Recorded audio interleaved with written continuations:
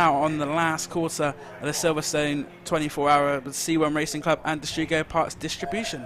Yeah, still lots of action left to go, though, of course, with the challenging weather conditions that are going to be coming in. You can see there on your screen about how dark it is and out the comms box. But I am seeing some sun, as you can see one of the cars there flashing their lights as they go past the start-finish line into Copse Corner. All right, so I believe we're going to head down to Alex Goldschmidt in the pit lane. He's going to be talking to some of the drivers, I believe.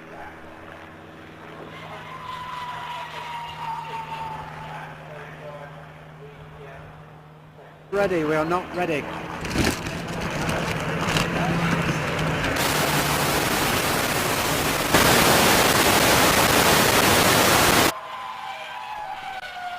Okay, so we were going to join Alex in the pit lane. I don't think he's ready yet. I don't think he's sorted his hair out yet. So I think he's going to crack on with that. We'll hopefully try and get back to them very shortly. I do apologise about that. But yeah, as you can see, some of the window wipers going back on. You can still see there. That was the ASR going there. But I think we're going to try Alex again. Alex, can you hear us? Have you sorted your hair out? Well, with me is two of the ladies from Team Merlin International in the 480, Katie Miller, who we spoke to yesterday, and Alice Hughes, a regular on Mighty Minis. Alice, we were having a talk just briefly that there was a loss of desperation, I think, happening through the night, yourself included, I might add. Yeah. Well, no, I think when Katie was out initially, she mentioned that there was a lot of desperate moves, you know, punting themselves up the inside here, there and everywhere, with a lot of hours left to go. But for me, it wasn't as bad. There seemed to be a lot more space around me this morning. It was very sticky, very moist. I had to find a dry line, but yeah, no, it was really, really good. Passing like 3 cars at a time, going into Brooklands, and just really utilising the dry-ish line that nobody else seemed to be using at that point.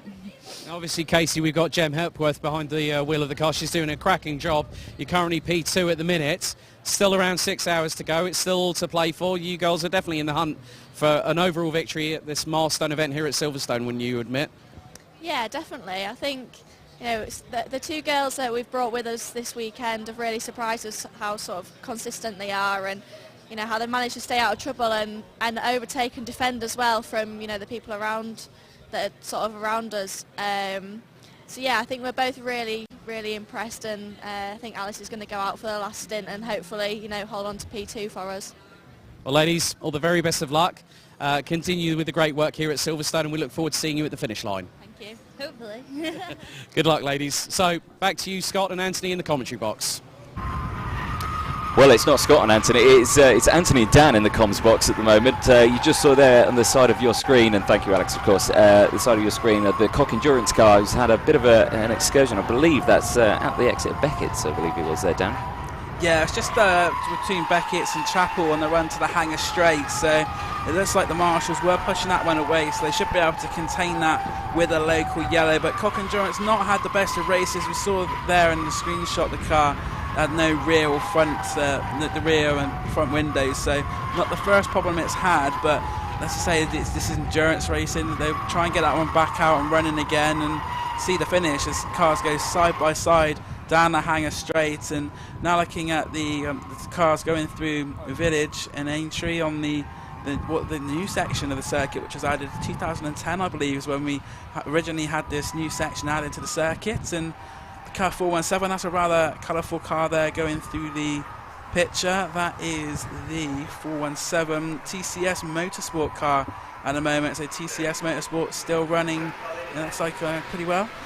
Yeah, so I'll try to find them on my screen, but struggling to go there. There we go, there's the Cock Endurance car, the 369, being pushed. I don't know if the driver is in the car. Yeah, I think he is actually, so just can't see him. There's so much duct tape on that rear window of a bodge job fix, but yeah, real shame for them. Not sure what happened.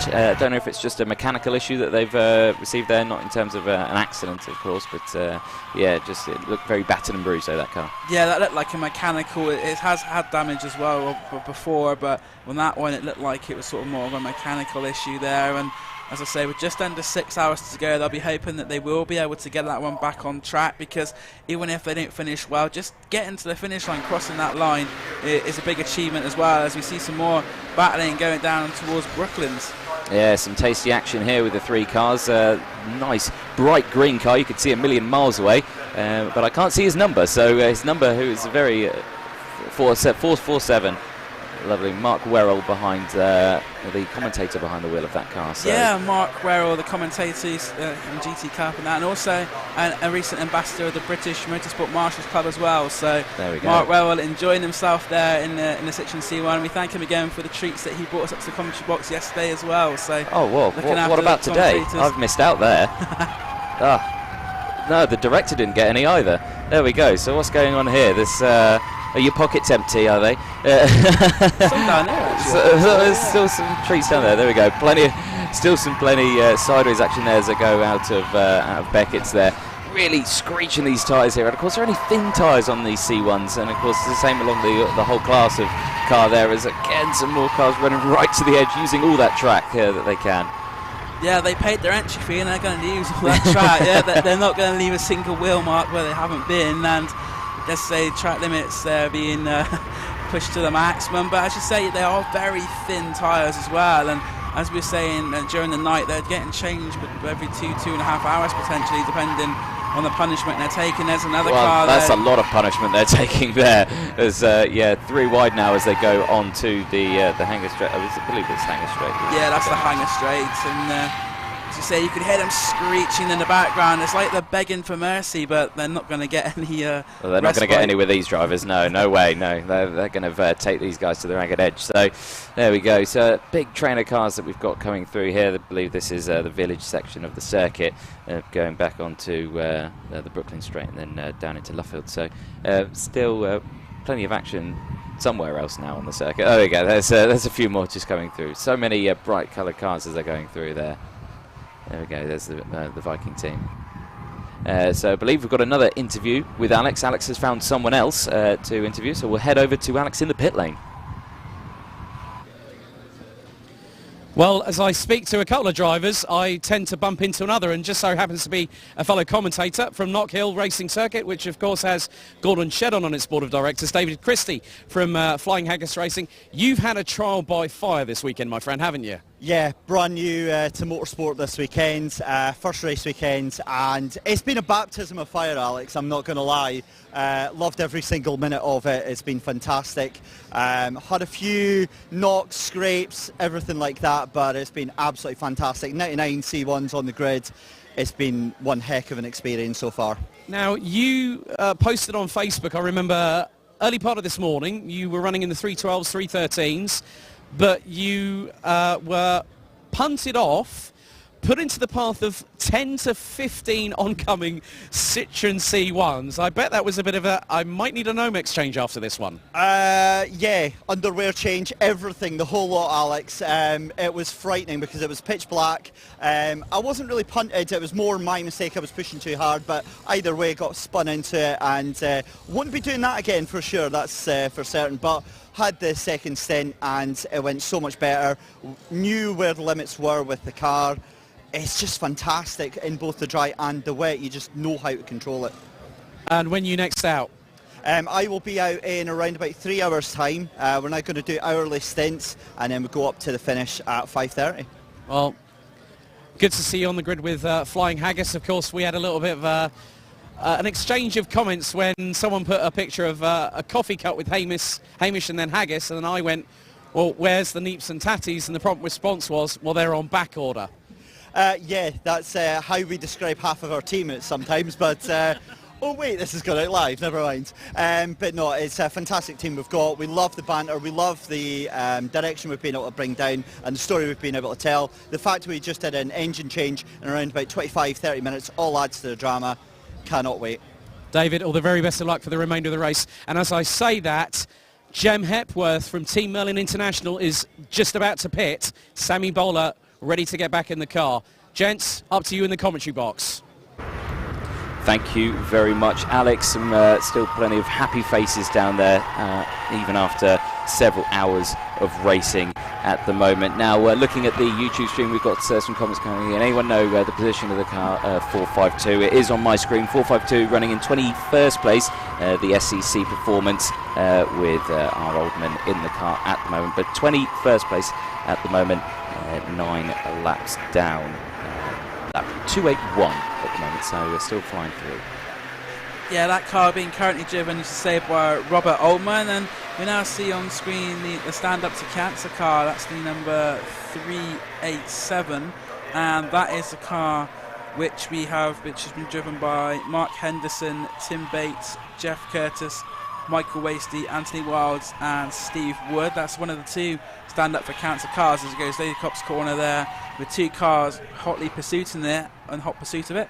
As there's a massive group of cars as well going through Abbey. It's just everywhere you look, there's Citroen C1s. Yeah, it's and you can tell, of course, which ones have been on their roof at one point because they don't have the windscreen. So there you go. If you can count that many, there you go. They're the ones that have been on their roof at the moment. But yeah, still cracking action at the moment everywhere around the circuit. But it still looks incredibly windy out there as the cameraman is shaking there through the sheer gusts of wind. Yeah, you can really hear that wind starting to pick up, and that was a factor during the night as well. You'd have the spells of the wind when it got really, I think the after effects of Storm Hannah, which has been battering us a little bit this weekend. As you see that, the Scottish car there, the Haggis car, looking for a move down the inside the Cops, but wasn't able to make it. No, still trying to go for those cheeky gaps, and of course you've got to really pay attention with what's going on around you, because of course with the amount of cars that are on the grid on this one, if you're stuck with a group of several cars, you can't position the car anywhere that you want it. You've got to look, oh, there's a Citroen there, oh, there's another one there, and of course there won't be anything else. They're all Citroens, of course, out here. Yeah, and also being stuck in these big packs is going to be costing them time as well, because depending on the speed of the cars in the pack, if you've seen these 7, 8, 9, 10 car packs, there might be some slower ones at the front, and you've got the faster ones you want to try and get through, but that does bring a risk factor in. Just how much risk are they going to take to try and get past the cars, as we now look at that Citroen car in 5th place, which is just going through the village now towards the Wellington Straight. That's currently been driven by the driver Beckley, of Darren Beckley. So Darren Beckley, who is currently in 5th place, and the gap between himself and Joe Wiggin is about a lap, I think, on the timing screen. They haven't come through together, but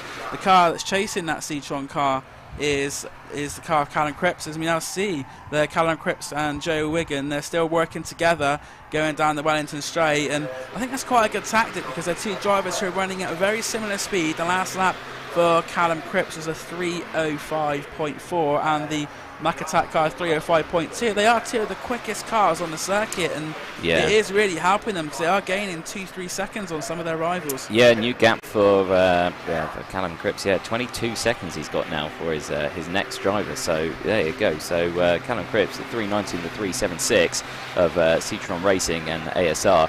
Only 22 seconds between them, so that is going to be a spicy battle when it comes to it. Well, depending, it might not, it might just let them pass, but hopefully not. No, and also, as Alex was talking about, that 2nd place Merlin International 480 car of Jem Hepworth has come in the pits. I can see the icon on the timing screen to say that it is now in the pits, so it looks like, as Alex said, it'd be Sammy Butcher to take over that car. And Team Merlin International are doing a great job. That's the all-female squad, and they are currently in 2nd place, but they are now visitors to the pit lane. They are indeed, and of course the team behind, I believe, just 9 seconds behind on this lap, but of course they've got a couple of laps to go, so they could again be losing position on this one, but again they'll be back out, and I'm sure when they next come to change over, it'll all slot back into position. Really long train of cars here going through. There's a bit of debris there. I'm not sure what that is. Is that a wing mirror? It's like a wing mirror, yeah. It does look like it's... I don't think it is a wing mirror. Is it a headlight cover? Or it could potentially be a headlight cover, which was taped on by the looks of it, and very poorly. They've only used 1 strand of duct tape. Come on, teams, you've got plenty of tape out there. Just smother it in duct tape. But yeah, so debris on the circuit, but it looks like it's staying out the way. He's just chilling there. He's fine. He's happy. Still just, of course, 5 hours 45 minutes remaining of the race, but we've still got plenty of action all the way around the circuit. I'm sure Alex is finding much action down in the pit lane as well. C1 USA car, and that is not looking in the best of shapes at all. I think there's only one place that one's going to be going at the end of the race, and it probably won't be back on another racetrack. No, probably not. I think that's for the scrapyard. I think when this race is done. Well, you never know. Actually, they might repair it. Of course, you say it's rebuild is around 4,000 on one of these, or completely rebuilding a car. And of course, you could probably use some of the stuff that you've got in the same car. There's the Cock Endurance car finally back in the pit lane. I'm sure that's in the scrutineering area. And there's the 366 in the gravel trap. He's in the kitty litter, and he doesn't look like he's going any further than that. And that is in a very fast part of the circuit. Where is that? That's like on the middle of Stowe Corner. So they've just come down. Yeah, that is Stowe. They've just come down the hangar straight, and it looks like that's the Welsh Motorsport car, the 366, which is held off. The marshals are going to try and push that one out, not to require a safety car, but the advantage you have over the nighttime hours is that the circuit will allow for provision of what they call the live snatch, so they can pull that car out without going to a safety car. That's not going anywhere with only 4 of them pushing. Yeah, that's going to need mechanical assistance, I believe, and of course that will incur a 3-lap penalty as well if it has to have outside assistance. Oh, does it really? Outside assistance for if it's marshals or if it's any vehicles does require them to have a 3-lap penalty. Oh, okay, I didn't know that. There we go. Well, I've learned something new there for this race. I should probably have read up on the rules before I started commentating on this. I'll just come in. I had a good night's sleep. But so we've still got Alex is around in the pit lane. He will be talking to people, so we'll probably go back to him very shortly. But we'll stick with the racing at the moment. 5 hours 43 minutes remaining, and of course we've just seen there the 366 off in the gravel. Who is that? That is the Welsh Motorsport team. It's still in the gravel, and I think the marshals have abandoned him. Yeah, they're going to no, you're on your own. And the 395, the car there going a little bit wide. That's the Exit 13 car, which has been. But we will be going to Alex, I think, very shortly. He's got another driver interview. We'll see where he's going with that, but I don't know if he's ready yet. If he is, as we look at the 366 again, driver's still in the car, and waiting to go on there. But so in terms of esports, drivers going from esports into real racing, Brendan Lee is one of them, and I believe that is who Alex is going to go and talk to in just a moment. So we'll try and get Brendan Lee on for you. Of course, one of the drivers who was going for there. And we'll head over to Alex now. Right, Brendan. Miguel Faisca, 2013 GT Academy winner, is currently in the car at the moment. It's been a very different experience from you, obviously, from Snetterton with Formula Ford. It's been quite an interesting experience for you, wouldn't you say, as we're over 17 hours completed. We're getting into the latter throes of this race here at Silverstone. Yeah, the race is just mega, you have, 98 C1s going around, all battling each other every single lap. You're doing something. Either you're being overtaken or you're overtaking someone. It's just, in my opinion, a mega race, and hopefully next year I'll come back. Now, obviously, esports and stars have come flying through the field with the work by yourself, Joff Cox, and also Miguel Faisca, who's currently behind the wheel. I think you guys have just had to serve a stop-go penalty, but that must be really good to see. Obviously, we've got Richard Roberts with you in the car this weekend as well. So the four-man crew have done a really good job.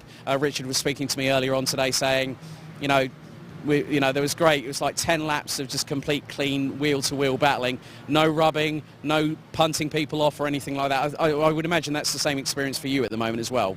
Yeah, at the moment, obviously at the start of the race we got a bit unfortunate with a car turning in on us at Stowe. So that kind of ruined our race, and we had to fix the car for 30 minutes in the box. But ever since then we was dead last, and we're coming back to top 50 result at the moment, and hopefully we can improve on that and push on in the final stints.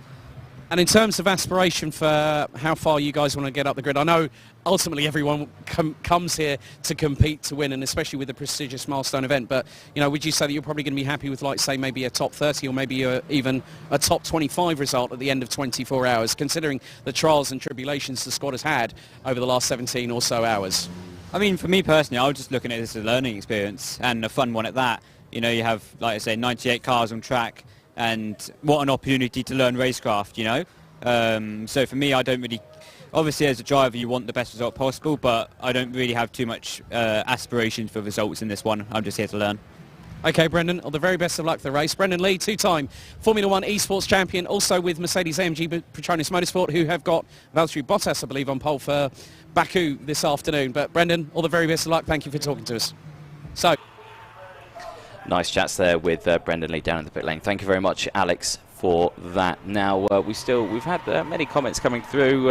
Saw one of the people commenting on the stream with that stuck stranded 366. Why don't you just pick it up, put it in your pocket, and walk to the edge of the circuit? That sounds like an excellent idea. Probably possible, but I think they're still an actual car. You know, it's as you saw the snatch lounge over there trying to just pull it out successfully, but of course a 3-lap penalty going out to that car for, of course, trackside assistance. Yeah, also it looks like there's another car manager which has been called to the clerk of the course, which is the 479 car. So that is the entry from Super Leggera Racing. So Super Leggera Racing are the next ones who have got to go see the clerks of the course. As we see, Cup of tea and a biscuit, yeah. I think they're going to wish it was that. As the cars now go through the Beckett's and Maggots, and we also got some here on the new section at the wing, as 3 wide there, and one of those involved is the 452 being SCC Performance. That was the car which was being driven by Robert Oldman. And as far as the order is at the moment, Circuit Pro, the 385 car lead. Second place is the MSAR Old Hat Motorsport with Castle Coombe Saloon driver James Keepin driving that one in second. In third place is Mac Attack Racing, Joe Wigan, hot on the heels of James Keepin. He'll try and catch that before the end of the race. And Mac Attack, as we said many times, have come right from the back of the field. They started 99th and they're now up into third place. And Scott was saying about the trivia question about which team started from the back, and I think if they win this race, that people will remember very much so about the team that came from the back to win. Fourth place is that all-female team from Team Merlin International with Sammy Bowler behind the wheel, and rounding out the top 5 is Citroen Racing with Dan Beckley, but Callum Cripps has got that gap down to just over 13 seconds in 6th place with the ASR car, with 7th place Alex and Holmes, 8th is Tollbar Racing, 9th Emax Motorsport 345, and rounding out the top 10 is the Cockwomble 420 being driven by S. Lawrence, and then another driver from Castle Coombe, Gary Preble, is 11th in that 398 Silver Lake Racing car. Yeah, so still very close at the front there, but as we go through the order there, thank you very much for that, Dan. But you were saying about that gap there between ASR and Citroen, of course, at 13 seconds. Citroen Racing are actually only 40 seconds behind Team Merlin International in 4th position. So that battle between 4th, 5th and 6th is going to be hotting up quite soon, depending, of course, in terms of pit strategies. There's 2 of the cars there almost coming together at the exit of Beckett's onto the hangar straight, but I'm not sure who they were obviously so far in the distance. There's again 4 wide into Stowe there. These guys are really just still going for it with 5.5 hours to go.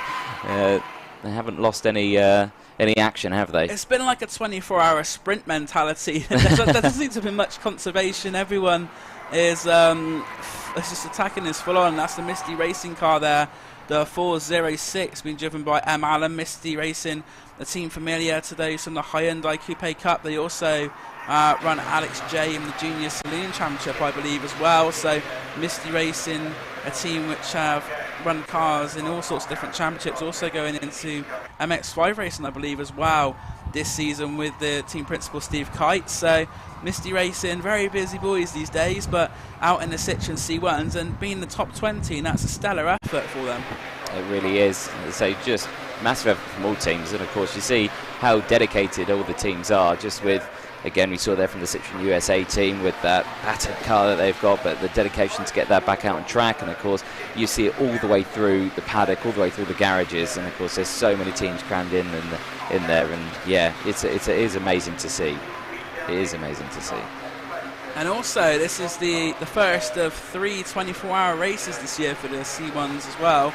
At the beginning of September, they're actually going over to Anglesey to do a 24-hour race there. And then, of course, what many see as the big event for the C1s is the Spa 24 hours in October as well, where they previously last year shared it with the 2 CVs as well. So in this race, it is only the Citroen C1s, as they're one of them getting a little bit squirmy on the brakes. And it's interesting to see just how the different cars are behaving as they go through into Brooklands there. Some of them seem very planted, and others just seem to want to move about and squirm about. And I think with the drivers, when the car's doing that, they're going to get a little bit worried about the car moving quite a bit. But all the drivers at the moment managing to keep control of their vehicles. You see that the white one there, that's the 273, that's had a chunk taken out the front left corner, and there's many cars you see which have no windscreens or no back windows. There's a lot of cars which will be casualties, but they are still running, and that's the main thing. So more comments on the stream. Who are the drivers for the 395? Dan, can you fill us in on that? Who are the drivers in the 395? Yes, I can. The 395 is the Exit 13 car, another one with Hyundai Coupe Cup connections. That's John Winter's team, the coordinator for that car and the series. And in there are Hyundai Coupe Cup drivers Alan Evans, Matthew Plum and Paul Lowry. And they're also joined for this race by Andre Malo, Dean Hell and Alistair Dendy. So that is a 6-driver effort for Exit 13, car number 395. I know someone called Alistair Dendy. I'm not sure if it's the same Alistair Dendy or not. It might be. If they got the Unit 18 stickers on the car. If we try to find that car, and we'll zoom very close in on it, because if it is, then that is the actual Alistair Dendy that I know. So there we go. Known him from sim racing in itself.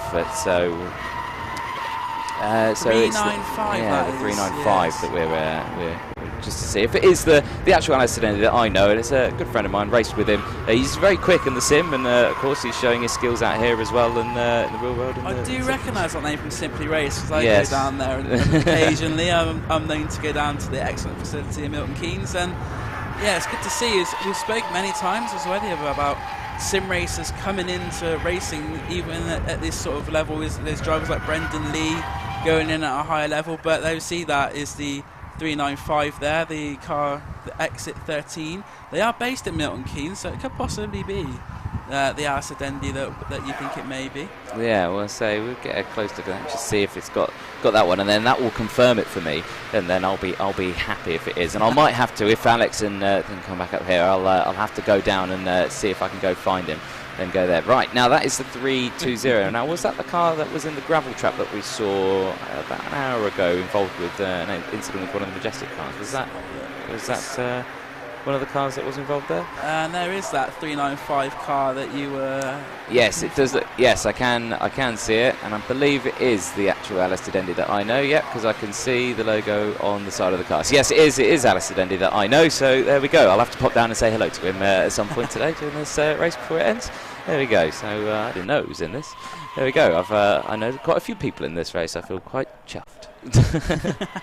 Yes, that's the way it is. Sort of, there's drivers from all realms. There's people who've raced at the highest levels, such as Marino Franchitti, and then you got the drivers just starting out their motorsport careers. As I said last night, I've noticed on quite a few of the cars they have got the black Norris Cross on as well, signifying that there's a driver in that car that has yet to race 6 races, and that car, the 308 with the dented roof, that is the car which was rolled by Daniel Perry, who we spoke to earlier, and that car doing very well to still be out there. That does look like it's a bit of a mess, and the 395 car, that Exit 13 car, is currently being driven by Alan Evans, the Hyundai Coupe Cup and former MR2 series driver. As we see there, a car going very wide coming out towards Chapel. Yeah, using all those track limits and some. There's the 357 car just being refueled in the pit lane. That's a cracking stance he's got there to refuel that. Look at that. It's a proper poised manoeuvre there. Looks like a professional. He does indeed, doesn't he? Yeah, the Liquid Molly there car of SAR Motorsport. But yeah, 5.5 hours to go. Now, in terms of fueling, how long do you reckon a tank of these would last out there? I think a tank, I spoke to one of the teams earlier, and depending on safety cars, of course, because when they're behind the safety car, they're not using so much. Yeah, of course. Usually between 2 and 2.5 hours, I think, is sort of the rough estimate there. It's a 431 car looking to go down the inside there of the Rockingham car. That 431 is the Maltune Motorsports car, so Maltune Motorsports looking to make a move. Wasn't quite able to make it work there going through Abbey, and can get a good run going out onto Wellington Straight. We may see that happen again down towards Brooklands. Yeah, we could do. I think you just saw Send It in front of him, and I thought that's what he was going for, so just thought, Send It down the inside, what's going to go wrong? Whoop, there you go. But no, he slotted back in behind, so didn't get the move done there. Thought against it, didn't want to write off another car.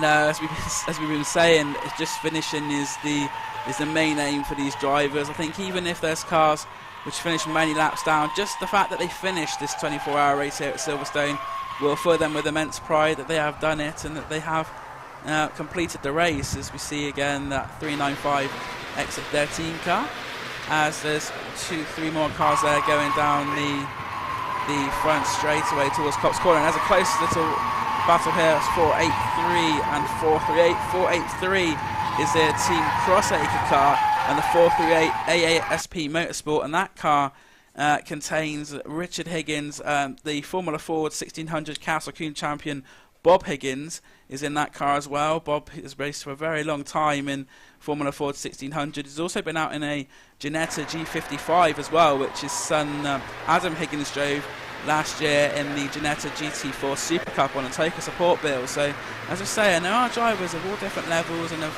raced different things in this race. I think that's one of the beautiful things about this C1 24 hours, is that you just never know who you're going to be racing against. No, and that's it. And you get big names in it, and of course teams who they're coming here for the first time, so plenty of novice stickers out there as well. I'm sure when I come to start racing and club racing in the Ford Puma Cup, I'll have to have my novice sticker on there. So we all have to go through it at one stage, but of course some big names in here with obviously the small drivers. But that must be great for the drivers who are still starting out in this to race against and get some good experience, and you can race against. So. As Brendan was saying, this sort of race will provide some great racecraft because, as we've been saying, this is the biggest race, the biggest sort of race in the UK in terms of car numbers. So anything that they learn in this race about traffic management, racecraft, sort of knowing when to make a move, when to pull out, those sort of things, they'll do them wonders when they go into the smaller races with less cars in, because, as we've been saying, this has been the biggest grid in UK motorsport history with 99 cars, which took the start at 5:30 yesterday. Yeah, of course, absolutely amazing. When I saw the lineup, 99 cars, I thought, how many? I can't remember that many teams. Luckily, they've brought it down to a thing, obviously due to retirements. There's a nice gaggle of 4 cars going on to the Hangar Straight, just out of Beckett's, and they're going to come back into shot there, as we see. So go down into Stowe Corner very fast as ASR, Mr. Callum Cripps is in the pit lane in the 390. He's dropped back down to 6th position now. Of course, he's obviously with that strategy, obviously he's probably been out there for quite a while now, and he needs to refuel the car, and that's probably the only reason. And he'll be going back out now. So real shame that they've had to break away now due to that. Hopefully when they rejoin, they'll rejoin right with them again. So keep that train going. 5 hours 27 minutes remaining. As you can see, the dark clouds there looming over the circuit. And again, a big group of cars coming into Stowe. Now here is the lime green Peugeot that was we were just looking at. We're now back onto the start-finish straight of this is the new start-finish straight, isn't it? Yeah, the wing start-finish straight we're looking at now. And again, still a lot of cars going out with still plenty of time remaining. Looks like also, Anthony, we have 3 penalties which have come up on the screen. One of those is for the esports car 306. There's also the 326, which is one which has been given a penalty, and also the 490. They've all been given 1 minute stop and goes for not tagging out of the pit lane. I can't actually see a 326 on my entry list here, unless it was I can't see a 326 either. But it's those 3 cars have been given a 1 minute stop and go penalty for not tagging out the pit lane. As we spoke about last night, all the drivers have a transponder on their wrist, a tag, which is used for driver identification for the timing, so you can tell who's in the car. And there's the machine down at the pit lane where they have to stop, scan the tag, and then they get to go. It looks like in those 3 cars that it's getting towards the later stage of the race. They may be tired. They just not thought about the fact they needed to stop and scan that. And I think it just shows that as the race goes on, mentally it's challenging, physically it's challenging, and they've been caught out there. But not tagging out pit lane is going to be costly in terms of a 1 minute stop and go penalty. Exactly, and after such a simple thing to forget as well, you're going to do stop at the pit exit. I did wonder actually what they are doing. We were scanning something as they went down, And of course, well, there you go. You've just answered that for me. As of course they're scanning their transponder to identify who it was for. And of course, such a simple thing, but an easy thing to forget as well. And of course, costing you a 1 minute penalty. It's not ideal, is it? No, because by the time they take that, they go 3 wide there into Copse. That was a brave move. By the time they've gone through the pit lane, they've stopped and done their 1 minute stop and go penalty and gotten out of the pit lane, it's more like 2 minutes really, because they have to be at the pit lane speed of 40 mile an hour in the pit lane. We've seen a couple of penalties to drivers who have exceeded that, but the speed limit, I believe, for this is a 40 mile an hour one. So as you say, by the time they come into the pits, they've taken their penalty and driven out. That is pretty much a 2 minute deficit, I'd say, on a driver, and that is pretty much 2/3 of a lap, with the lap times around the 3:07, 3:05 mark. So just by something so simple as forgetting to scan their tag, they're going to lose 2/3 of a lap. No, exactly that. So in terms of laps that we are on, I believe our race leaders are on lap 3:05. I believe our race leaders are, even though, because they're 2 laps down from P2, which is on lap 3:03, but it's not showing on the screen, so I think we're on lap 3:05 at the moment. We'll try and update that just to refresh our screen and just see if that is the case. Yes, it is. Maths. There we go. 3:03 plus 2 is 3:05. So yeah, our race leaders are on lap 305 with 5 hours 24 minutes to go. On the stream, get your predictions in. How many laps do you think we're going to achieve at the end of the race? What lap do you think we're going to be on? So that's a fun little game to play just while you're watching the stream. Just think how many laps we're going to do. And there's the 390 of ASR. That's got a new driver in it now. That's Scott Jeffs, the mini challenge driver. So Scott Jeffs has taken over from Callum Cripps, and that car is in 6th place following its pit stop. And it was closing into Darren Beckley in the Citroen Racing on the last stint, although it has dropped down a position on that lap as well. The Alex and Holmes 401 car has found a way past Scott Jeffs, but that could be just through the pit stops where they do pit lane sequence. Yeah, just as of course the time that they've been in the pit lane, everything like that. So lost the position. So I'm sure when the pit stops come back around for Alex and Holmes, Citroen Racing and Team Merlin International, we'll see the ASR team move back up again into their original slot, which of course was 5th position, I believe, and of course back down into 7th. So we'll be going to Alex shortly, back in the pit lane. So he's just limbering up down there. He's got another interview for us. So we will be joining him shortly. Just with we look at these trailer cars going across the start-finish line into Copse Corner. See, really fast corner, Copse Corner. But we are going to be going to Alex now. He's got another interview for us.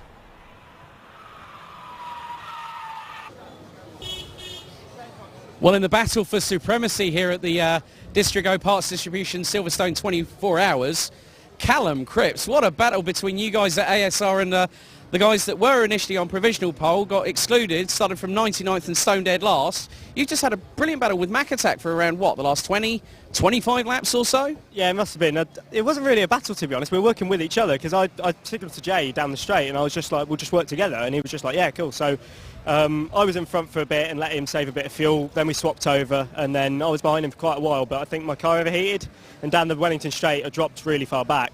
So I thought it just needed some air, I think, so I was behind him too much. I should have, done some F1 pulling out and moving back in. But yeah, it was really good, because it was none of us made contact at any point. The restarts, safety car restarts, were so much fun, because I was at the front, so I had to get through a few cars, and then I could just nail in some laps. So yeah, it's really good fun. It's really good fun. Plenty practice of slipstreaming for the next round of the NASCAR Wheel and Euro Series, which just so happens to have its actual commentator, Mark Werrell, who hopefully we'll speak to in a short time. But that's quite good in terms of, obviously, with NASCAR Euro Wheeling, that you have to use slipstreaming to the absolute optimum. But it's also very much the case in point here at C1, isn't it? It's probably more important here, to be honest, I think. I mean, if you go to the tracks like Venray that the Ovals are doing this year at Wheel and NASCAR, then yeah, obviously you need the slipstream. But here, it's probably much more important. It's gained you around probably 2 seconds a lap. So yeah, but it's really good fun. Everybody's nice and clean. I saw that nasty accident down at Brooklands. It looked quite bad. So hope they're okay. The airbag burst on the red car as well, on the passenger side. Yeah, that was Young at Hart and TCS Motorsports, so 378 and 400. Now, if our cameraman can just zoom in on those tyres just there. Yeah, right, okay, Callum's going to bring the tyre here for us, but this is how much ASR are pushing. It's down to the cords. This is actually, if I was an MOT technician, Vosa would say, you've got to fail that.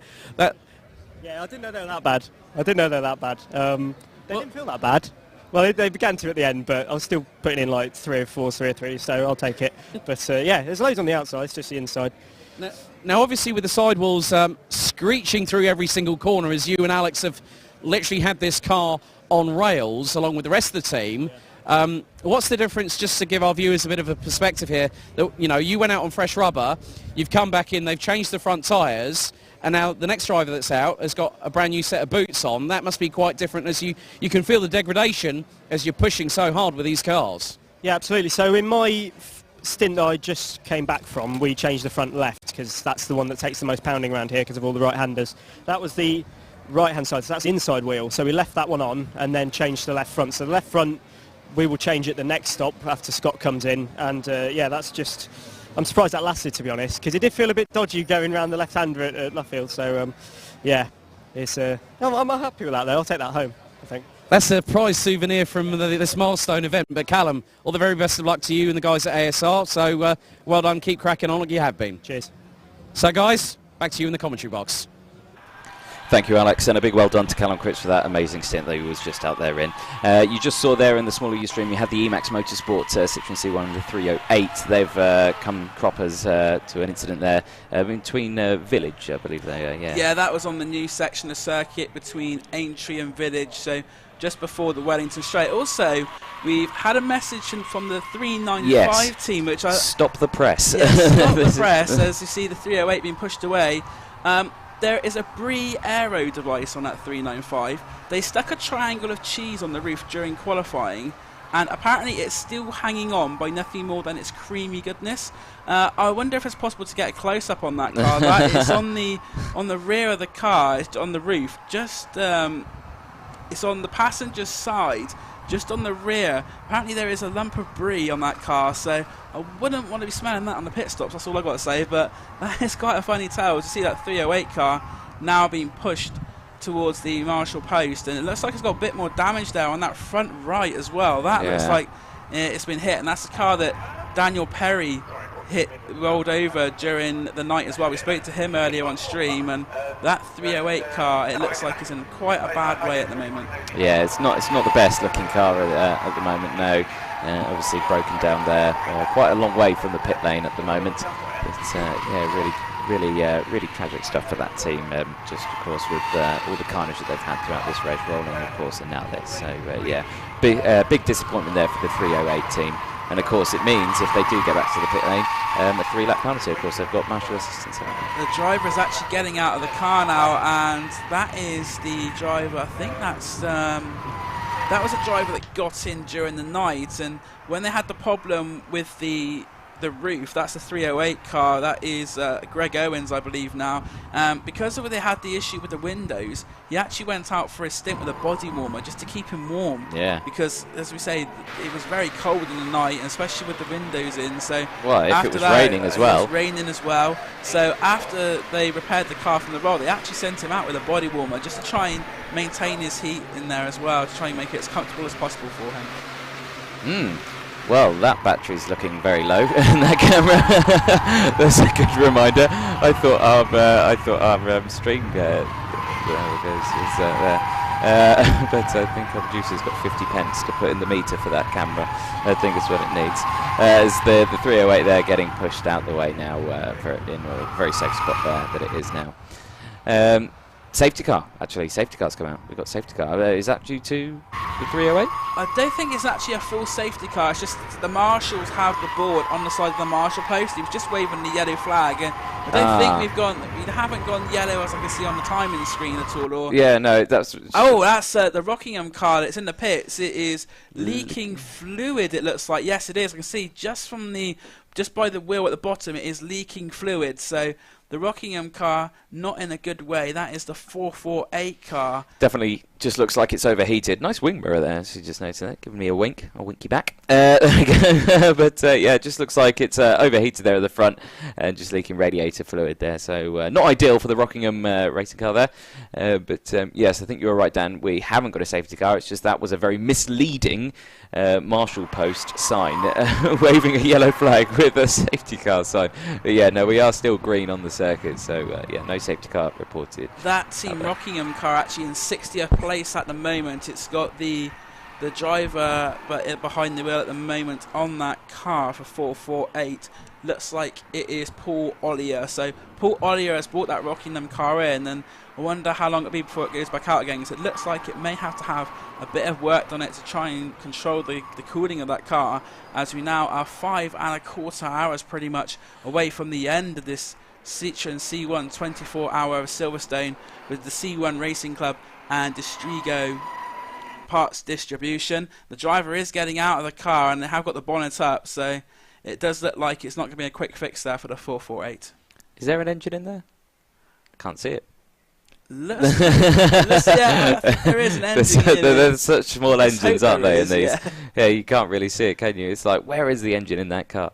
Of course, when we went down to the scrutineering bay, the graveyard of C1s, you could definitely see the engines in those ones where you just saw the front end just dissipated. I saw a radiator hanging out, the engine just fallen through the floor, just with such heavy damage from some of those cars down there. Yeah, it was sad to see, really, to see the cars in that sort of state. You know, the amount of preparation and care and love the teams give those cars, and it's part of motorsport, but it's unfortunate to see. We want to see as many cars cross the line as possible. We just can see how many cars, question was asked, how many cars are still running. I think there's probably, I don't think there was about 4 or 5 that we saw which were in the scrutineering bay. To give a rough estimate, I say we still got between 85 and 90 cars still running, I think. I think we're around that rough ballpark, yeah. It's a bit difficult to see on the screen who is actually out of the race. There is still many cars running, but I think... yeah, I still think there's a few. I believe we do have some more interviews coming in. We'll go to those shortly, just with 5 hours 13 minutes remaining. And still... I think the track is pretty much dried up now, hasn't it? So it's still, it looks like there's no damp patches out there now. It looks like it's completely dried out. Yeah, we had the problem with the weather through the night where there was rooster tails coming off the back of the cars. You can see where there was so much of the water, and it was drying out through the morning. But as you say, it's completely dry now. And we have Alex Goldschmidt now with fellow commentator Mark Werrell.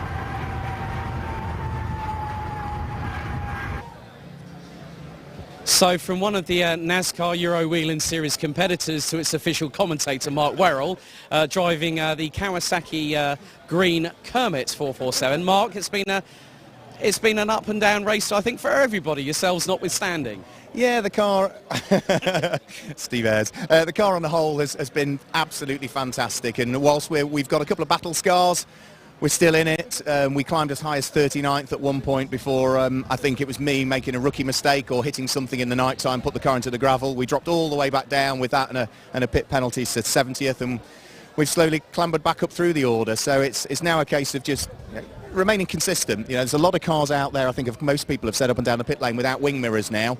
So it's just bearing in mind when you're trying to overtake somebody, will they see you or not?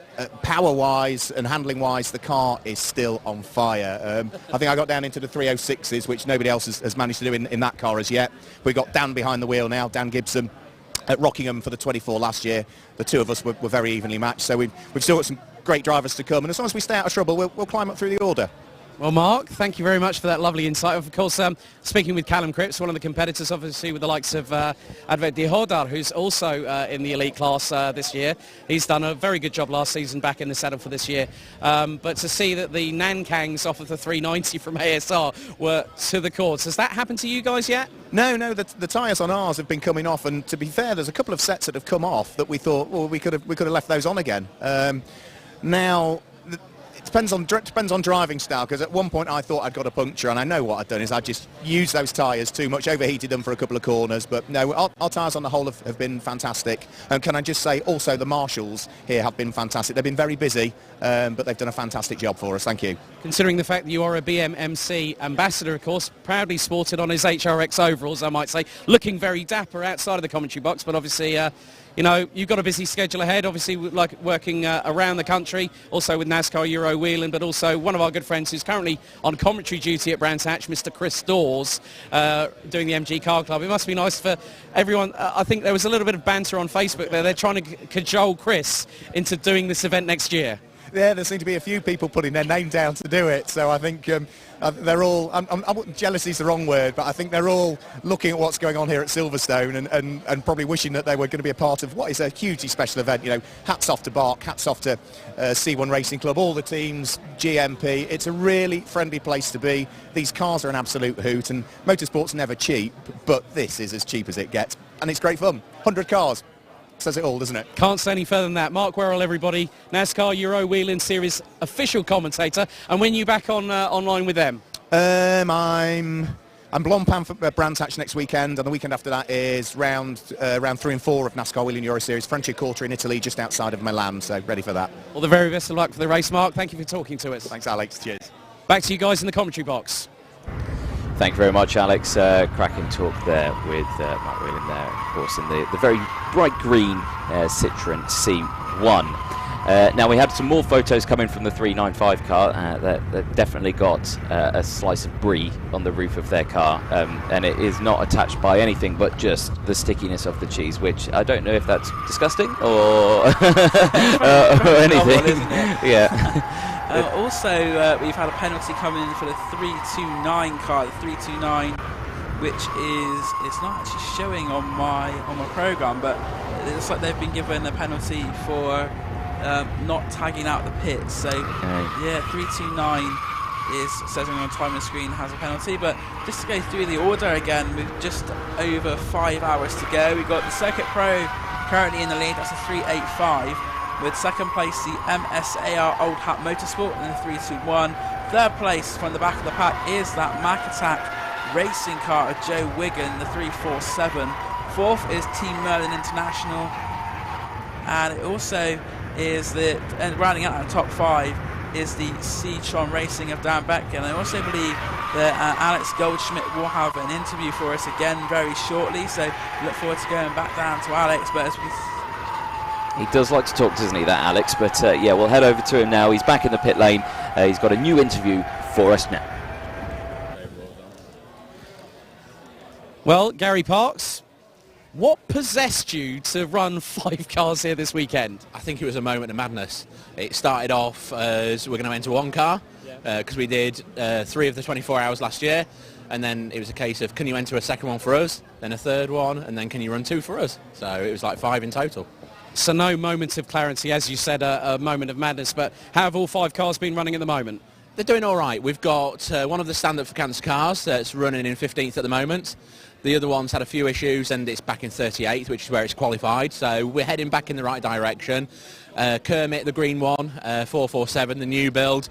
Unfortunately, that's had quite a few issues through the night of other drivers collecting our drivers on there, which it's one of them. There's 100 cars out there. It's going to happen.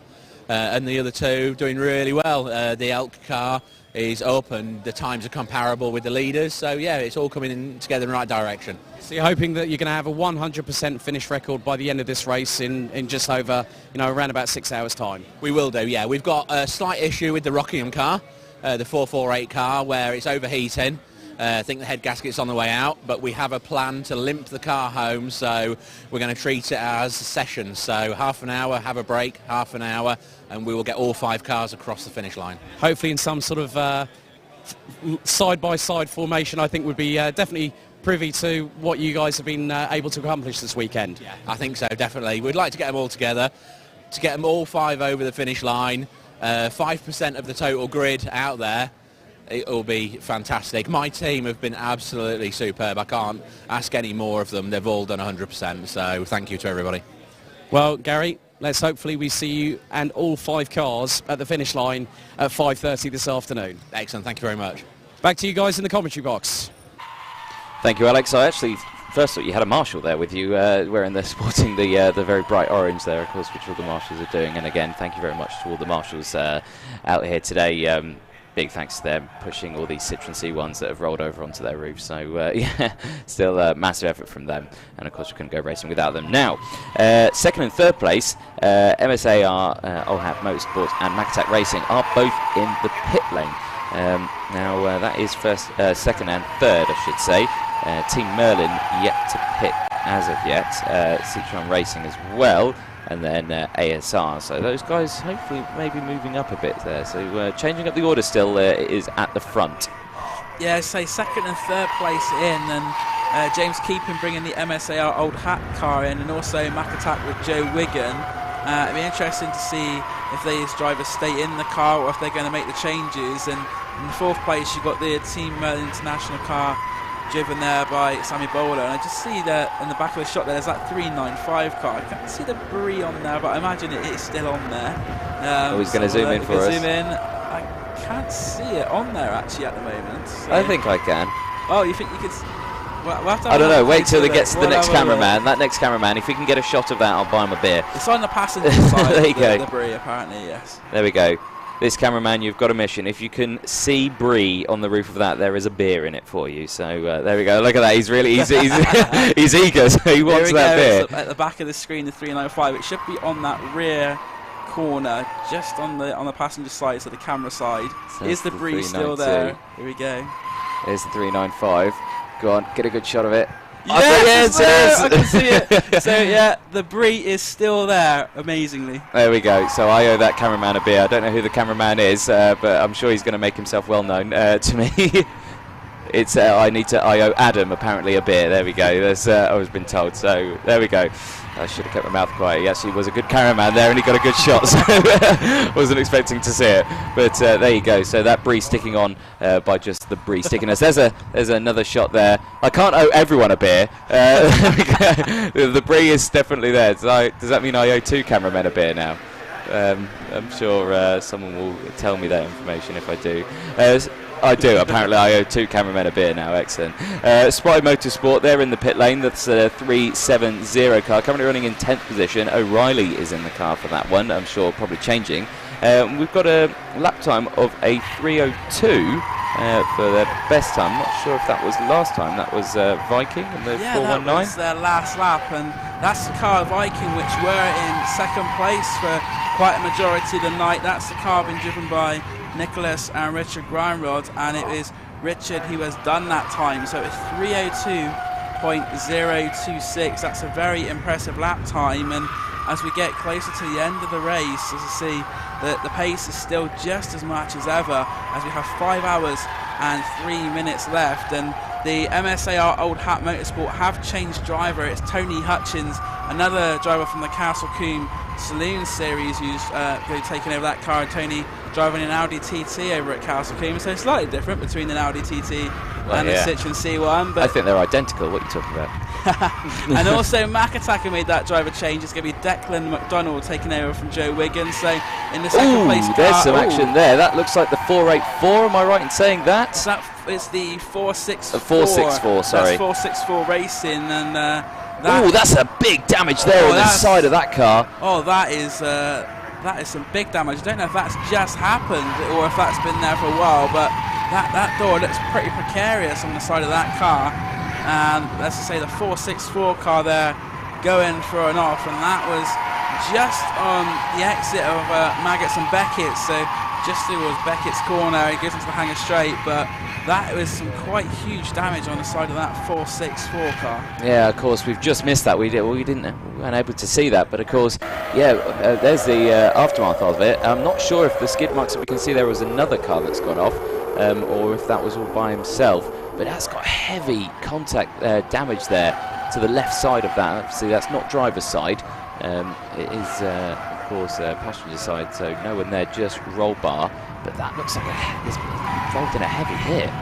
Yeah, that is, I should say, that is extremely heavy damage to that car. And I wonder if they'll be bringing that one in, if that has just happened. But I don't think that has just happened. It didn't look like there was any other cars in attendance. It looks like that's an earlier war wound that's been suffered to that car. But as we were saying before, driver changes for second and third. It's Tony Hutchins and in the MSA old hat, and Declan McDonnell in the Mack Attack car. Just looking out the commentary box window, I don't want to jinx it, but there is some rather dark looking clouds, I think there, Anthony, just starting to form above the grandstand.